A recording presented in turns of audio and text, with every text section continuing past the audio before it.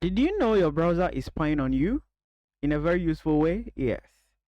In this episode, I'm going to take you through the window.navigator object and then explore some few concepts around it. So let's get started.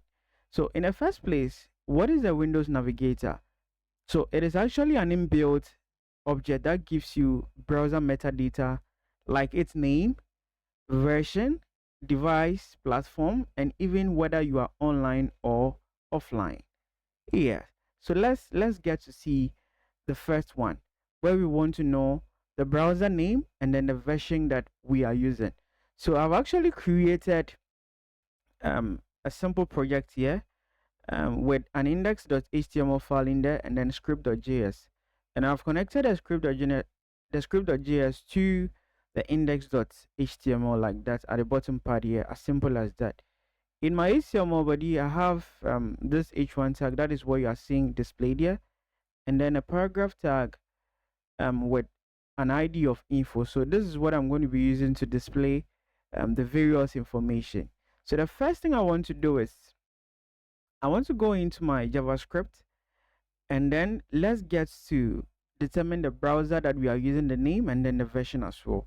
So I'm going to say let info, all right, equals to document dot get element by ID. Then I'll say info, right? Then I'll say that also let's user agent equals to navigator dot user agents like so.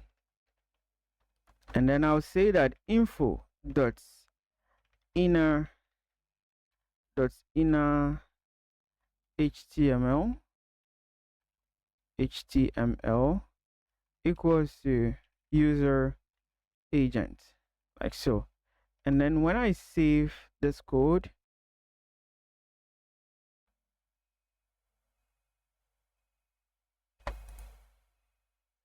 you realize that we are getting what?